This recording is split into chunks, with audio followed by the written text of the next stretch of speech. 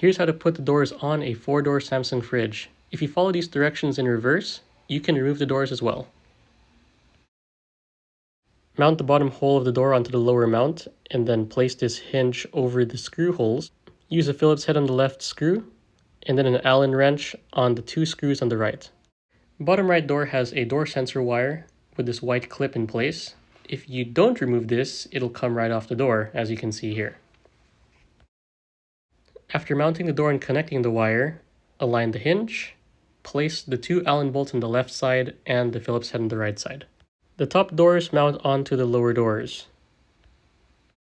Here's how the top hinge mechanism works. You can see you can unlock it by lifting on that metal piece, push up on the black piece, hinge comes out.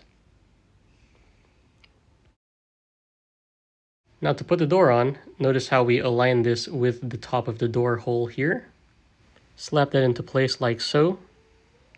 Test that the door can open and close. Grab that metal piece and then lock it in place. Then push it down. Above the top left door there are more wires. A white connector, yellow connector, and a water line. Notice the white connector goes into the top plastic cover.